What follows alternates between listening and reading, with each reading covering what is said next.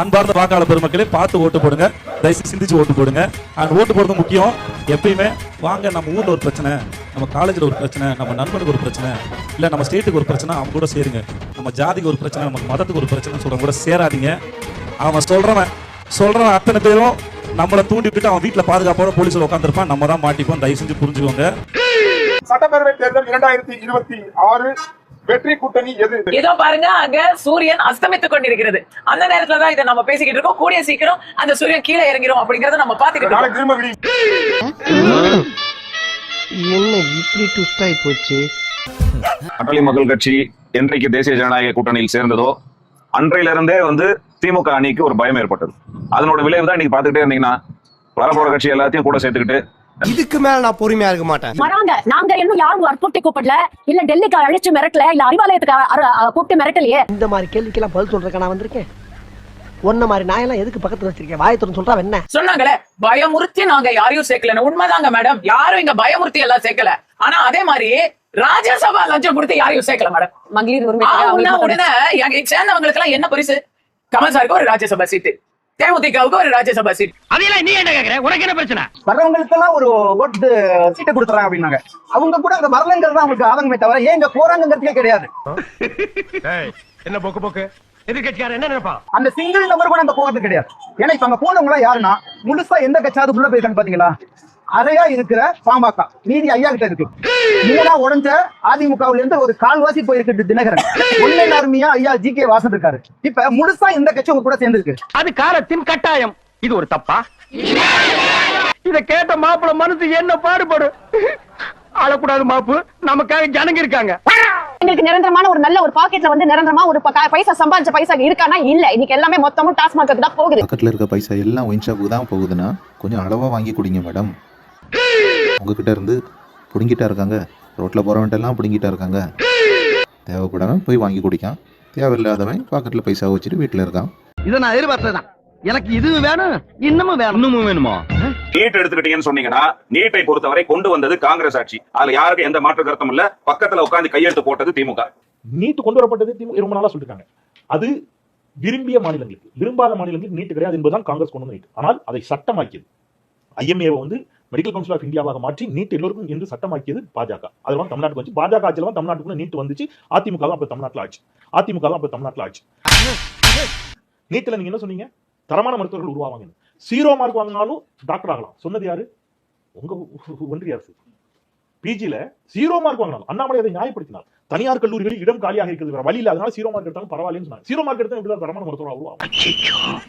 நல்லா மாட்டிக்கிட்டேன். இந்த ஆள் இங்க இருப்பான்னு தெரிஞ்சிருந்தா அடுத்த ஊர்ல இறங்கி நடந்தே வந்திருப்பேன். அதற்கு சுப்ரீம் கோர்ட்ல வழக்கு போகுது. சுப்ரீம் கோர்ட்ல நீட்டுக்கு ஆதரவாக வாதாடியது காங்கிரஸ் கட்சியினுடைய சிதம்பரத்தினுடைய மனைவி நளினி சிதம்பரம். அதுல யாருக்கும் மாற்று கருத்து கிடையாது. இதுல 90% பங்கு காங்கிரசிற்கும் திமுகவிற்கும் தான் இருக்கே தவிர மற்றவர்களுக்கு கிடையாது. நீட்டு தேர்வு பற்றி பேசின பொழுது மரியாதைக்குரிய சிதம்பரம் அவருடைய சிதம்பரம் மனைவி ஆஜரானாங்க.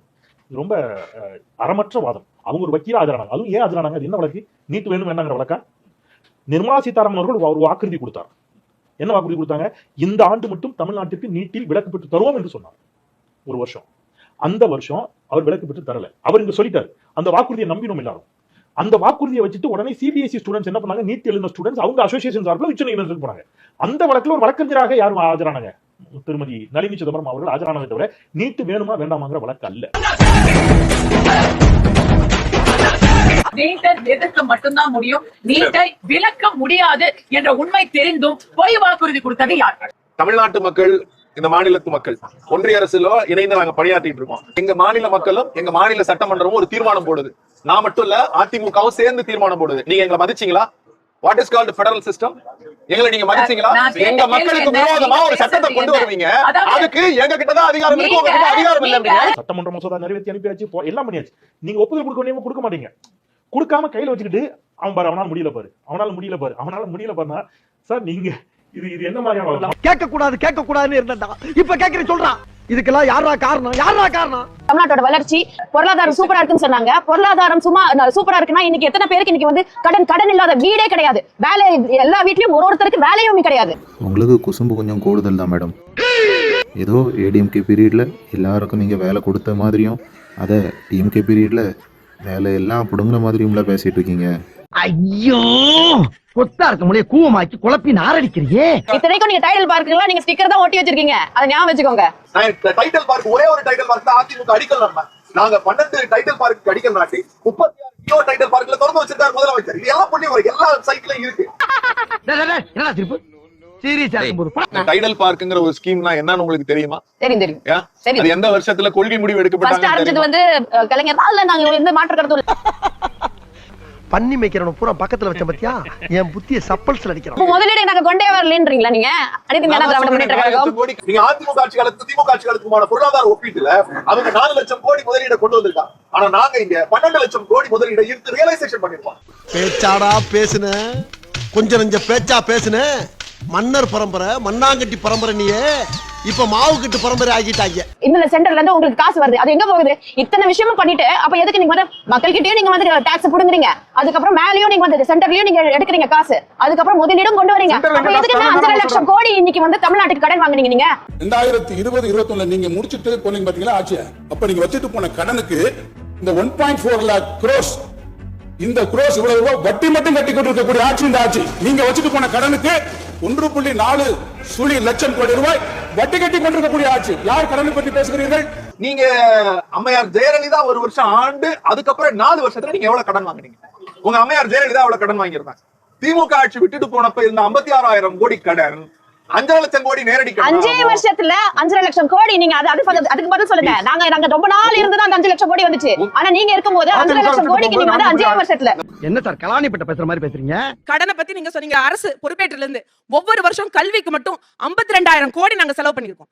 அப்படி நீங்க போட்டு பாத்தீங்கன்னாலே 2 லட்சம் கோடி வந்திருக்கு. அதை தாண்டி இன்னும் ஜல்ஜீவனுக்கான வர வேண்டிய 3,000 கோடி வரலீங்க. ஜிஎஸ்டி வரி பகிர்வு வர கிடையாது. பேரிடர் நிவாரண நிதி வந்து ஒன்றிய அரசு நம்மளுக்கு வரல. அது எல்லாத்துக்கு மேல 100 நாள் வேலைக்கு நிலுவை பணம் வரல. இதெல்லாம் திருப்பி வாங்கினாலே கிட்டத்தட்ட அது ஒரு 2,03,000 சொச்சம் கோடி இருக்கு. அதை வாங்கினாலே 40% கடன் நம்மளுக்கு அடைஞ்சிருங்க. சரிங்களா? இதுதான் கடனுடைய நிலைப்பாடு. உனக்கு என்ன வேணும்? கீழே உட்கார்ந்து கலாணி பழ பூரா கரெக்ட் பண்ணிக்கிட்டு சொகுச்சா ஜொலிக்கிற. அதிமுக ஆட்சியில எடப்பாடி பழனிசாமி முதலமைச்சரா இருக்கிறப்ப ரிசர்வ் வங்கியும் நிதி ஆயோக்கும் தமிழ்நாடு அரசுக்கு இனிமே கடன் கொடுக்காதீங்க அப்படின்னு சொல்லிச்சா?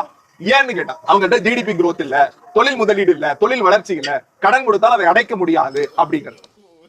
இந்த அவமானம் உனக்கு தேவையா? உதயமின் திட்டம் கொண்டு வந்தீங்க. உதயமின் திட்டம் மரியாதைக்குரிய ஜெயலலிதா அவர்கள் இருக்கும் வரை இது வரல. எடப்பாடி ஓபிஎஸ் கொண்டு வந்துட்டாரு, பொய்யான கட்டமைப்பு கொடுக்குறாங்க. ஏன் சொல்றேன்னா, இன்றைக்கு இருக்கின்ற உதவி திட்டத்துல மரியாதைக்குரிய பிரசன்ன அவர்களுக்கு டேட்டா இருக்கும். ஸ்கீம் எடுத்து காட்ட சொல்லுங்க.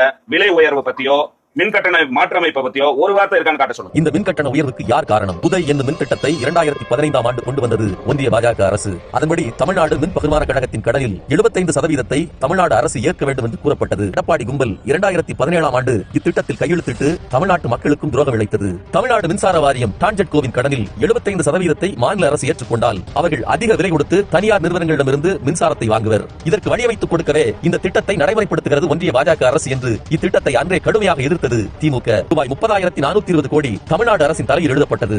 ஆனால் அதை அதிமுக அரசு செலுத்தாமல் தள்ளி போட்டது. இவ்வாறு தள்ளி போட இயலாதபடி இன்று நெருக்கடி கொடுத்து கட்டண தொகையை கட்டச் சொல்கிறது ஒன்றிய பாஜக அரசு. அதன் விளைவுதான் இப்போதைய மின் கட்டண உயர்வு. ஸ்கீம் எடுத்து காட்ட சொல்லுங்க. விலை உயர்வு பத்தியோ மின் கட்டண மாற்றமைப்பை பத்தியோ ஒரு வார்த்தை இருக்கான்னு காட்ட சொல்லுங்க.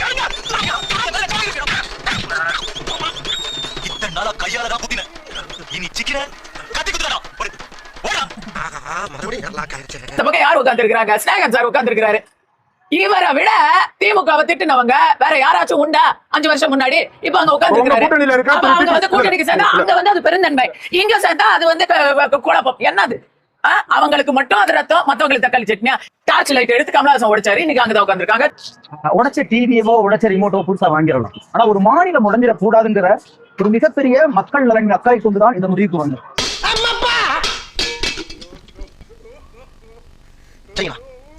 அதிமுக முகமுடியையும் பாமக முகமுடியையும் டிடிவி முகமுடியையும் போட்டுக்கிட்டு பாஜக உள்ளே வருவதனாலதான் இன்னைக்கு முதலமைச்சர் சொல்றாரு, இது நேரடியா திமுகவுக்கும் அதிமுகவுக்கும் உள்ள போட்டி அல்ல, இது தமிழ்நாட்டுக்கும் டெல்லிக்கும் உள்ள போட்டின்னு சொல்றாரு. அந்த அளவுக்கு இதை உற்பத்தி பண்ணிட்டு உண்டு பண்ணிருக்காங்க. உன்னை அசிங்கப்படுத்துறதுக்கு 6 நாள் அரசாங்க லீவே உள்ளாம் போல. அவ்வளவு பெரிய அகாடா நீ.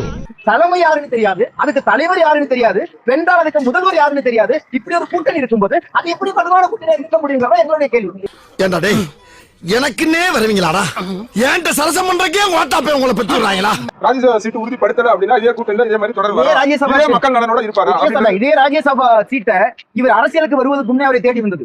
வெறும் ராஜ்யசபா சீட்டு தான் நோக்கம்னு சொல்லியிருந்தார். இவர் உச்ச நட்சத்திரமாக இருக்கும் பொழுது இவர் ராஜ்யசபா சீட்டு வாங்கிக்கலாம், வேற ஒரு அரசியல் கட்சியில் ஒரு பெரிய இடத்துக்கும் போயிருக்கலாம். சீட்டுக்காக விலை போகிறவர் எங்கள் தலைவர் இல்லை என்பதை பல இடத்துல சொல்லிட்டு இருக்கிறோம். தேமுதிகவை விட நம்ம தம்பி விஜய் பிரபாகரனை விட திமுகவையும் மாணிக்கம் தாகூரையும் இப்ப விருதுநகர்ல எதிர்த்தவங்க இருக்க முடியுமா? இன்னைக்கு அங்கதான் உட்கார்ந்து இருக்காங்க. ஏன் நீ டென்ஷன் ஆகுற? இதுக்கு 4-5 கம்பி உளுந்துற போகுது, மூடி நில்றா. எல்லா இயக்கத்திற்கும் அவங்களுடைய நோக்கம் ஒன்று. அந்த நோக்கம் என்பது எதை சார்ந்து இருக்கிறது? இப்ப 5 ஆண்டுகளுக்கு முன்னாடி எங்கள் விமர்சித்தவர்கள் இன்றைக்கு எங்களோடு இருக்கிறார்கள். ஏன் விமர்சிச்சாங்க? உங்கள்கிட்ட விமர்சிச்சாங்க இல்லையான்னு எனக்கு கேட்க தோணும். ஆனா அது சொல்லல. இந்த 5 ஆண்டுகளில் எங்கள் தலைவர் அவரை நிரூபித்து இருக்கிறார். இந்த மாநிலத்தை உயர்த்தி இருக்கிறார். இரட்டை இலக்க பொருளாதாரத்தில் கொண்டு வந்து இந்தியாவின் நம்பர் 1 மாநிலமாக உயர்த்தி இருக்கிறார். சூப்பர் ஸ்டார் ஸ்டேட்டாக இதை மாற்றி இருக்கிறார். தனிநபர் வருமானத்தில் இந்தியாவிலேயே முதலிடத்தில் இருக்கிறோம். வேலை வாய்ப்பில் முதலிடத்தில் இருக்கிறோம். அதே போல முதலீட்டில் முதலிடத்தில் இருக்கிறோம். மருத்துவத்துறையில் முதலிடத்தில் இருக்கிறோம். நீங்க அதிமுக ஆட்சி காலத்துக்கு திமுக ஆட்சி காலத்துக்குமான பொருளாதார ஒப்பீட்டுல அவங்க 4 லட்சம் கோடி முதலீட கொண்டு வந்திருக்காங்க. ஆனா நாங்க இங்க 12 லட்சம் கோடி முதலீட இருந்து ரியலைசேஷன் பண்ணிருக்கோம். அவங்க ஆட்சி காலத்துல வெறும் 4% ரியலைசேஷன். எங்கத்துல 72% ரியலைசேஷன் ஆயிருக்கு. ரேஞ்ச் ரோவர் கம்பெனியை ராணிப்பேட்டையில திறந்தது யார்? மிட்பாஸ் நிறுவனத்தை தூத்துக்குடியில திறந்தது யார்? பேட்டா ஷோரூம்ல இருந்து பல முன்னணி நிறுவனங்களுக்கான லாட்டோ ஷூ கம்பெனி வந்து பெரம்பலூர்ல திறந்தது யார்? டைட்டில் பார்க் ஒரே ஒரு டைட்டில் பார்க் தான் அதிமுக அடிக்கல் நாட்டினாங்க. நாங்க 12 டைட்டில் பார்க் அடிக்கல் நாட்டி 36 டைட்டில் பார்க்ல திறந்து வச்சிருக்காரு முதலமைச்சர். இது எல்லாம் பண்ணி ஒரு எல்லா சைட்லயும் இருக்கு. ஆக ஒரு மாநிலத்தை உயர்த்தி இருக்கிறோம் என்பதை நாங்கள் சொல்லுவதை விட நிதி ஆயோக் பாஜகவினுடைய கிளை அமைப்பாக இருக்கிற நிதி ஆயோக் சொல்லுது. மத்திய பிரதேசமோ அல்லது பீகாரோ உத்தரப்பிரதேசமோ இல்ல, சட்டம் போட்ட தூக்கி போட்டு ஒரே மிதி உடல் வேற குண்டானி வேற ஆயிடும். உத்தரப்பிரதேசத்துக்கு கொடுக்குற நிதி எங்களுக்கு கொடுக்குறீங்களா? இல்ல, எங்களுக்கு 1 ரூபா கொடுக்குறீங்க. ஆனா அங்க 29 ரூபா கொடுக்குறீங்க. இது என்ன நியாயம்னு கேட்கிறோம். இல்ல மத்திய அரசோட இணக்கமான சூழல் இல்ல அப்படின்ற ஒரு விமர்சனம் இருந்துகிட்டே இருக்கு. நீங்க இணக்கமா போறதுல என்ன சிக்கல் சார்? இது நாங்க ஏன் இணக்கமா போகணும் sir? It is a democratic country sir. It's a federal system sir. நாங்க ஏன் அவங்கள்ட்ட இணக்கமா போய் ஒண்ணு இந்த வீட்ல அவன் இருக்கணும், இல்ல நான் இருக்கணும். நானே இருந்துக்கிற அவர் வெளியே போக சொல்லு. மத்திய அரசும் மாநில அரசும் ஒரே நேர்கோட்டில் டிராவல் பண்ணா மாநில அரசு வளர்ச்சிக்கு நல்லது. நீங்க சொல்றீங்க இணக்கமா போங்க.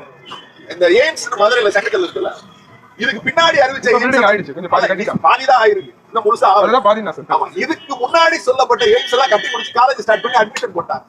அவங்க ஆட்சியில இருந்தாங்கல்ல, இணக்கமா தானே இருந்தாங்க. ஏன் பண்ணல? இந்த மாதிரி ஒருத்தர் இருக்கிறது சரி, ஊருக்குள்ள 10 முகமூடு கொள்ளக்கார இருக்கிறது சரி. இப்ப 2 பேரும் இணக்கமா அந்த எய்ம்ஸ் அட்மிஷன் அவங்க இருக்கும்போது தான் போட்டாங்க. கிராஜுவேஷன் முடிச்சிட்டாங்க. இன்னும் காலேஜ் தொடங்கல. ஒரு செகண்ட் கிராஜுவேஷன் முடிச்சு வெளியில வந்துட்டாங்க. அவ்வளவு அவலமா இருக்கு. அடங்கப்பா, அட பாவி, உலகமே நாறுதேடா. இந்த வாயை வச்சிட்டு எப்படா நீ வாடுற? 525 வாக்குறுதிகள்ல எத்தனை வந்து அவங்க நிறைவேற்றிட்டாங்க? முழுமையா நிறைவேற்றிருக்காங்க. அது கேளுங்க. எங்க பாட்டி முக்கிய எழுதி வச்சிருக்காங்க. அன்புமணி பாட்டி வந்து ஒரு பழமொழி சொல்லுவாங்க. கேப்பையில வந்து நெய் வடிக்குதுன்னு கேனப்பைய சொன்னா கேட்டுக்கணும் அப்படின்னு சொல்றது. கேப்பையில நெய் வடிக்கலாம் நான் என்ன பண்ண முடியும்? 1000 ரூபாய் நாங்க திட்டம் அறிவிச்சப்ப எடப்பாடி பழனிசாமி என்ன சொன்னாரு? அவர் எதிர்ப்பு தெரிவித்தாரு. நாங்க 1000 ரூபாய் கொடுத்தோம். உடனே அவர் என்ன சொன்னாரு? நான் 1500 ரூபாய் தரேன். அந்த கைய தூக்கு குள்ளமா இருக்கிறாங்க, கைய தூக்கு அப்படிங்கிற மாதிரி நான் 1500 ரூபாய் தரேன்னாரு. இப்ப பாஜகவினுடைய வழக்கறிஞர் உபபாத்தி ஐயா உச்ச நீதிமன்றத்துல போனோடனே எங்க தலைவர் 5000 ரூபாய் போட்டார். அடுத்து ஆட்சிக்கு வந்தா நான் 2000 ரூபாய் கொடுப்பேன். இப்ப அவரு என்ன சொல்லியிருக்காரு? நானும் 2000 ரூபாய் கொடுப்பேன், கை தூக்கு அப்படிங்கிற. என்னம்மா நீங்க இப்படி பண்றீங்களாமா? டேய் அடிமைசாமி, மோடியா லேடியான்னு கேட்டவன் நானு. ஆனா என் பேரை சொல்லி பாஜகவுக்கு அடிமையா இருக்கியே, அசிங்கமா இல்லையா? எனக்கு விசுவாசமா இருக்கிற யாரும் உனக்கு ஓட்டு போட மாட்டாங்க. இந்த வீடியோ உங்களுக்கு பிடிச்சிருந்தா கண்டிப்பா லைக் பண்ண மறக்காதீங்க. அப்படியே உங்க நண்பர்களுக்கும் ஷேர் பண்ணுங்க. நீங்க பண்ற ஒவ்வொரு லைக்கும் தான் இந்த வீடியோவை மற்ற நண்பர்களுக்கும் கொண்டு போய் சேர்க்கும். மறக்காம சப்ஸ்கிரைப் பண்ணுங்க. உங்க கருத்துக்களையும் கமெண்ட் பாக்ஸ்ல பதிவு பண்ணுங்க.